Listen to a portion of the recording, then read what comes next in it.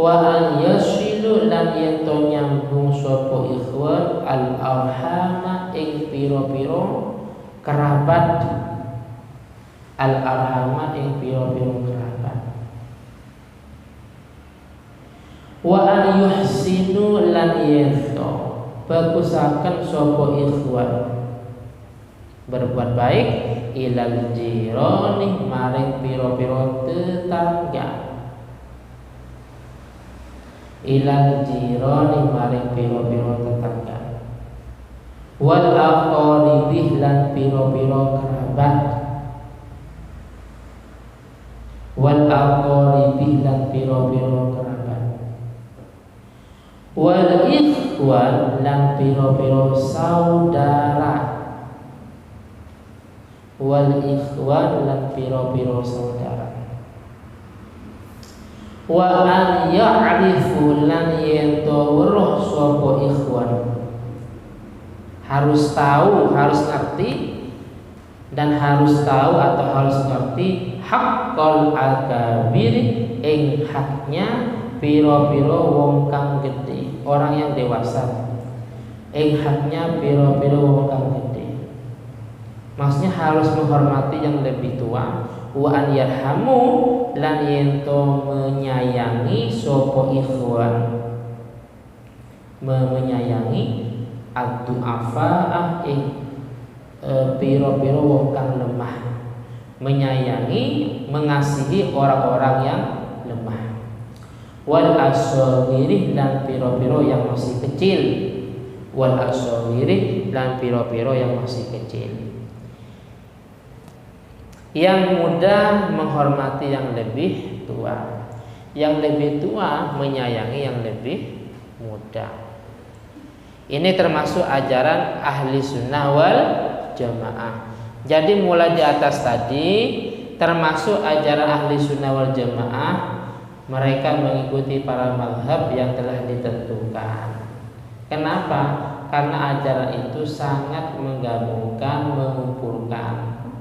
Antara lain mengajarkan untuk berbuat takwa kepada Allah Ta'ala, mendamaikan kepada orang-orang yang ada permusuhan, terus nyambung silaturahim, berbuat baik kepada tetangga, kepada kerabat dan kepada saudara yang lain. Harus menghormati yang lebih tua, menghargai, menyayangi yang lebih muda. Terus wananhahum anit tadabur wa tabaghud, wananha dan melarang sapa kita, wananha lan melarang sapa kita hum ing ikhwan anit tadabur saking saling bermusuhan.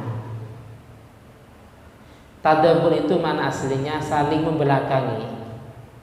Udin sama Putra berhadapan, tapi Udin ngadep ke timur, Putra ngadep ke barat. Jadi tadabur itu mana aslinya saling membelakangi, tapi terjemah gampangnya bermusuhan, tidak saling sapa. Wat tabawudih sama dan saling bermusuhan. Wa taqatu'ih dan memutus hubungan, memutus hubungan, tidak ada yang mengalah. Wa tahasud dan saling dengki, saling hasud, ini dilarang, ini semuanya dilarang. Wal iftiraqi dan perpecahan,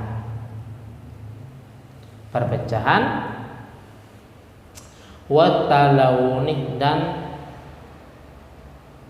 gawe warna, membuat warna atau bermacam-macam fidini ing dalam agama. Artinya apa? Sekarang A, besok B dan seterusnya. Talawun namanya, bermacam-macam atau membuat warna fidin ing dalam agama. Wa nahussuhlan memberi apa? Motivasi apa bahasa maknanya? Wa nahussu lan memberi motivasi sapa kita hum ing ikhwan, memberi motivasi hum ing ikhwan an yakunu yen to ono sapa ikhwan. Ikhwanan itu bersaudara. Kita ini semuanya bersaudara. Karena bersaudara wa alal khairi dan atas kebaikan. Atas kebaikan a'wanan iku piro-piro kang nulungi, saling membantu. Wa an ya'tasimu lan yento berpegang teguh. Wa an ya'tasimu lan yento berpegang teguh bihablillahi kalawan agamanya Allah Ta'ala. Bihablillahi kalawan agamanya Allah Ta'ala. Jami'an hale sakabehane. Wa alla yatafarraqu lan yento ojo sampai berpecah sapa ikhwan, pecah belah maksudnya. Lan yento ojo sampai pecah belah sapa ikhwan. Tidak boleh gara-gara politik pecah belah ya. Gara-gara harta, gara-gara warisan, gara-gara jabatan pecah belah. Selain itu wa an yattabi'u lan yento manut sapa ikhwan harus mengikuti Alkitab ing Al-Qur'an was sunnatah lan hadis wa ma lan mazhab atau ajaran wa ma lan mazhab atau ajaran kanah kang ono alaihi iku atas ma ulamaul ummati sapa ulamanya umat kal Imam Abi Hanifah seperti Imam Abu Hanifah.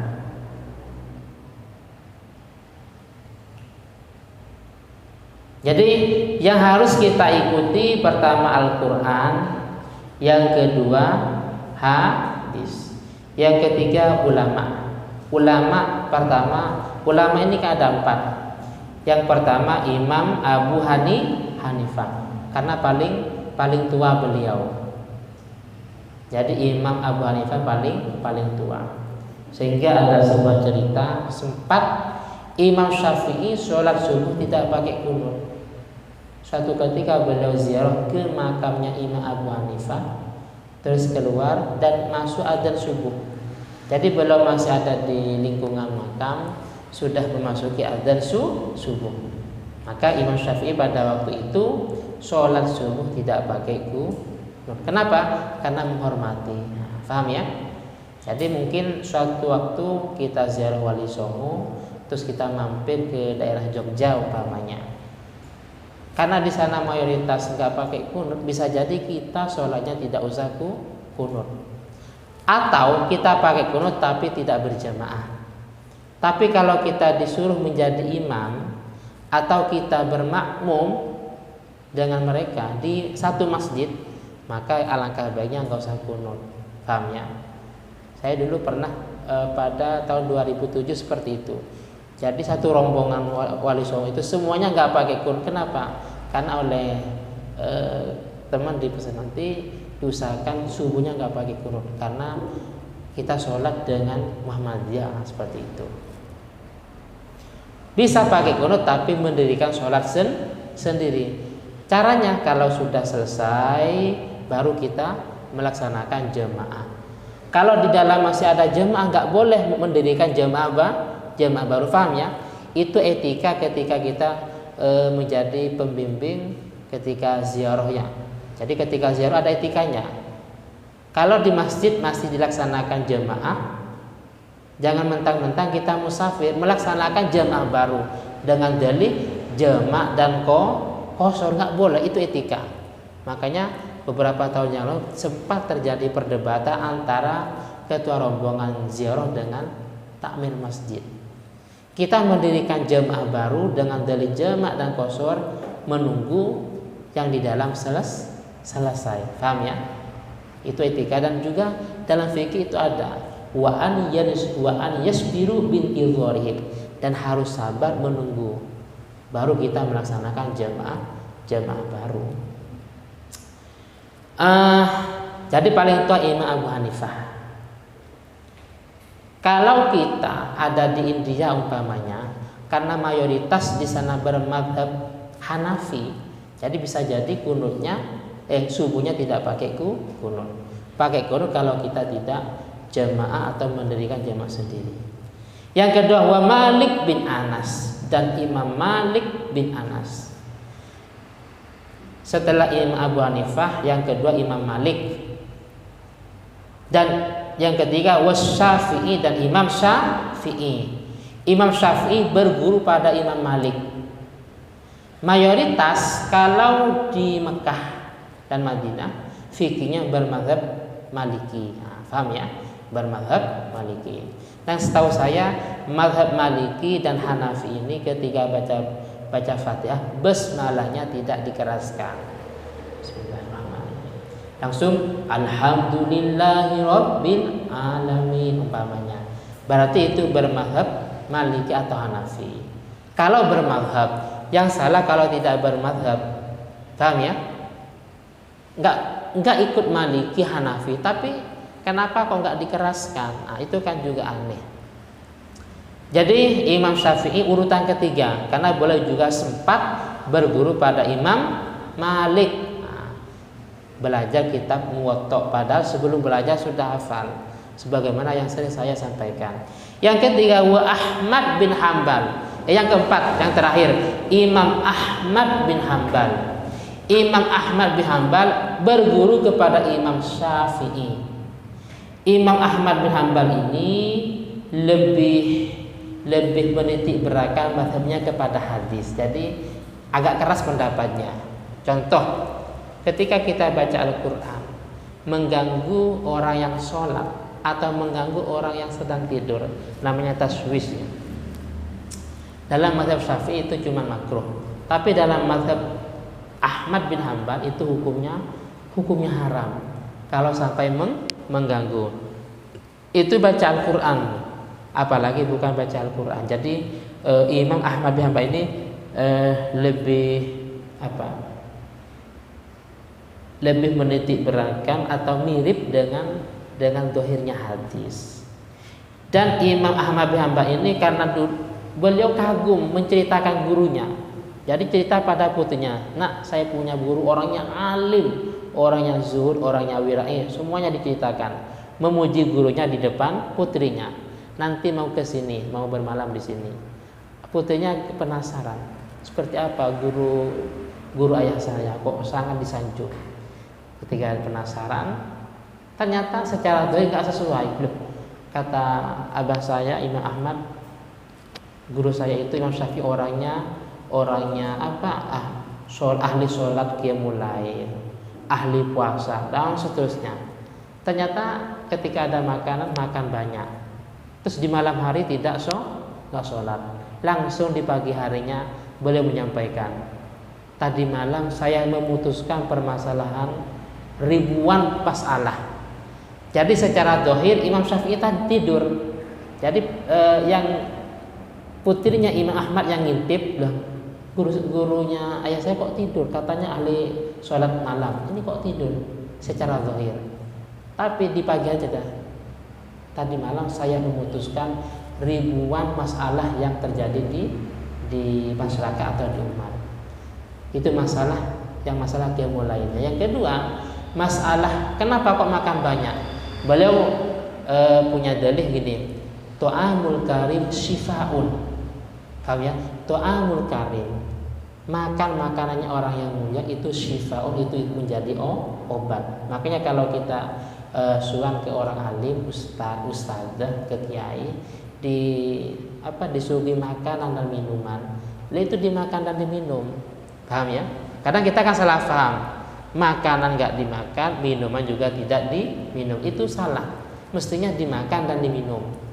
Sebagaimana Imam Syafi'i, beliau disuguhi di rumah muridnya Imam Ahmad, dimakan dan diminum. Beliau mengatakan ta'amul karim syifaun. Makanannya orang yang mulia itu menjadi obat. Jadi Imam Ahmad berguru pada Imam Syafi'i, Imam Syafi'i berguru pada Imam Malik, dan yang paling atas Imam Hanafi. Selain yang 4 ini nggak boleh diikuti. Mazhab itu banyak, tapi selain yang 4 ini tidak boleh diikuti. Kenapa? Li'anna madzhabahum ghairu mudawwana. Karena selain yang 4 ini mazhabnya tidak terbukukan. Dari beberapa muridnya tidak ada yang membukukan. Yang terbukukan cuma yang 4 mazhab ini. Jadi kalau mengikuti mazhab yang lain harus tidak keluar dari 4 mazhab. Makanya kalau seandainya kita mazhab Syafi'i ikut mazhab Hanafi itu boleh-boleh saja. Tapi harus diikuti semuanya. Contohnya masalah zakat fitrah pakai uang. Secara mazhab Syafi'i harus pakai makanan pokok, berarti beras. Pakai uang nggak boleh. Boleh kalau ikut mazhab Hanafi. Karena ikut mazhab Hanafi masalah pakai uang berarti masalah kadarnya ikut mazhab Hanafi. Berapa Ustaz? Banyak. Karena disesuaikan dengan harga kurma atau gandum. Kurang lebihnya 200.000 satu orang, 300.000, 500. Karena harga kurma dan gandum itu bermacam-macam. Tidak boleh disesuaikan dengan harga beras. Akad nikah mau ikut di luar mazhab ini nggak boleh. Contohnya ikut Syiah, kawin kontrak nggak boleh. Kenapa? Karena bukan mazhab yang 4.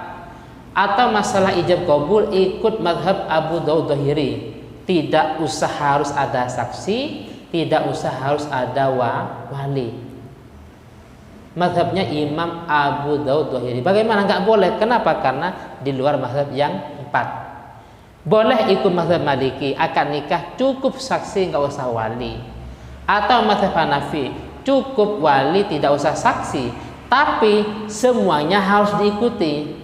Rukun nikah dalam mazhab Maliki apa saja, yang membatalkan apa saja, karena ada perbedaan, paham ya? Yes. Selanjutnya radhiyallahu taala anhum ajmain. Radhiya mugi-mugi ridho sapa Allah taala anhum saking para imam ajmain semuanya.